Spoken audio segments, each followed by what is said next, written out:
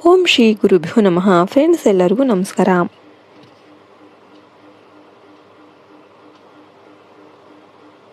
ಪ್ರೀತಿಯ ಮೀನ ರಾಶಿಯವರೇ, ಇಂದು ನಾನು ಹೇಳಲಿರುವ ವಿಷಯ ಸಾಮಾನ್ಯವಲ್ಲ.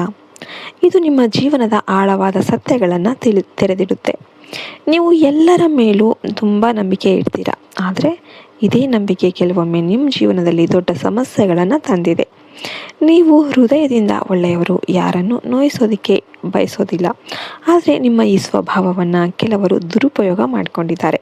ಇತ್ತೀಚಿನ ತಿಂಗಳುಗಳಲ್ಲಿ ನೀವು ಗಮನಿಸಿದ್ದೀರಾ, ನಿಮ್ಮ ಸುತ್ತಲಿನ ಕೆಲವರು ನಿಮ್ಮ ನಂಬಿಕೆಯನ್ನು ಒಡೆದು ಹಾಕ್ತಾ ಇದ್ದಾರೆ. ನಿಮ್ಮ ಮುಂದೆ ಒಳ್ಳೆಯವರಂತೆ ವರ್ತನೆ ಮಾಡ್ತಾರೆ, ಆದರೆ ಒಳಗೆ ಬೇರೆ ಯೋಚನೆ ಇರುತ್ತೆ. ನಿಮ್ಮ ಹೃದಯಕ್ಕೆ ನೋವು ತಂದ ಕೆಲವು ಘಟನೆಗಳು ನಡೆದಿವೆ. ನೀವು ಯಾರಿಗೂ ಹೇಳದೆ ಎಲ್ಲವನ್ನ ಸಹಿಸಿಕೊಂಡೇ ಇದ್ರಿ, ಆದರೆ ಇನ್ನು ಮುಂದೆ ಜಾಗ್ರತೆ ಅಗತ್ಯ. ನೀವು ತುಂಬ ಸತ್ಯಸಂಧ ವ್ಯಕ್ತಿ, ಆದರೆ ಈ ಜಗತ್ತಲ್ಲಿ ಎಲ್ಲವೂ ಅಷ್ಟು ಸತ್ಯಸಂಧ ಆಗಿರೋದಿಲ್ಲ. ದೇವರು ಕೆಲವರು ನಿಮ್ಮ ಒಳ್ಳೆಯತನವನ್ನು ದುರ್ಬಲತೆ ಅಂತ ಭಾವಿಸ್ತಾರೆ. ಒಂದು ಮುಖ್ಯ ವಿಷಯವನ್ನು ನೆನಪಿಡಿ, ನಿಮ್ಮನ್ನು ಸದಾ ಹೊಗಳುವವರು ನಿಜವಾದವರು ಅಲ್ಲ. ನಿಮ್ಮ ತಪ್ಪನ್ನು ಹೇಳುವವರು ಮಾತ್ರ ನಿಮ್ಮ ಹಿತೈಷಿಗಳು. ಚಾಣಕ್ಯನ ಮಾತು ಇದೆ, ನಿನ್ನ ತಪ್ಪನ್ನು ಹೇಳುವವನೇ ನಿನ್ನ ನಿಜವಾದ ಸ್ನೇಹಿತ ಅಂತ. ಈ ಮಾತನ್ನು ನಿಮ್ಮ ಜೀವನದಲ್ಲಿ ಇದು ಬಹಳ ಸತ್ಯವಾಗಿರುತ್ತೆ. ನಿಮ್ಮ ಸುತ್ತಲೂ ಕೆಲವರು ಕೇವಲ ತಮ್ಮ ಲಾಭಕ್ಕಾಗಿ ನಿನ್ನೊಂದಿಗೆ ಇರ್ತಾ ಇದ್ದಾರೆ. ನಿಮ್ಮ ಯಶಸ್ಸನ್ನು ನೋಡಿ ಅವರಿಗೆ ಸಂತೋಷ ಆಗೋದಿಲ್ಲ, ಒಳಗೆ ಅಸೂಯೆ ಇರುತ್ತೆ. ನೀವು ಗಮನಿಸಿದ್ದೀರಾ, ನೀವು ಯಶಸ್ವಿಯಾದಾಗ ಕೆಲವರ ಮುಖದಲ್ಲಿ ನಗು ಇರುತ್ತೆ, ಆದರೆ ಅವರ ಕಣ್ಣುಗಳಲ್ಲಿ ಅಸೂಯೆ ಕಾಣಿಸ್ತಾ ಇರುತ್ತೆ.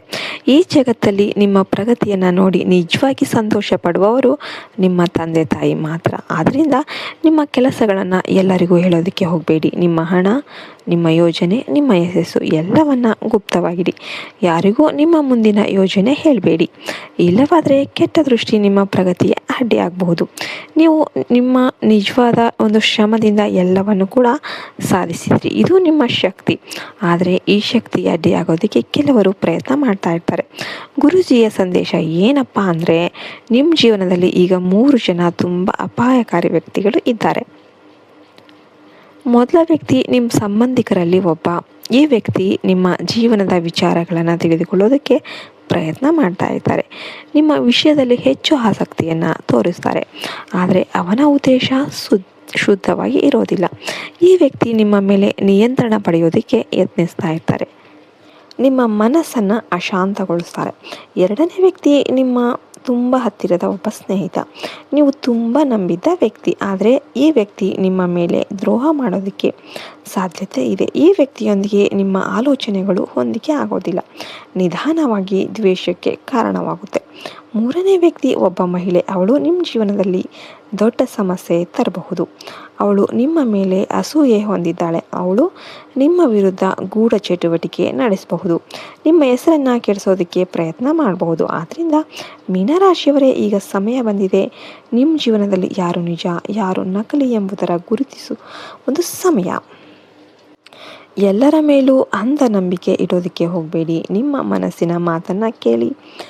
ನಿಮ್ಮ ಅಂತರಾತ್ಮ ನಿಮ್ಮನ್ನು ಸರಿಯಾದ ದಾರಿಗೆ ಕೊಂಡೊಯ್ಯುತ್ತೆ. ಜಾಗ್ರತೆ ವಹಿಸಿ ಶಾಂತವಾಗಿ ಮುಂದೆ ಸಾಗರಿ, ನಿಮ್ಮ ಯಶಸ್ಸು ಖಚಿತ.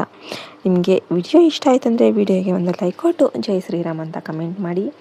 ಜೈ ಹಿಂದ್, ಜೈ ಭಾರತ್ ಮಾತೆ. ಹರಿ ಓಂ ತತ್ಸತ್. ಸರ್ವೇ ಜನೋ ಸುಖಿನೋ ಭವಂತು.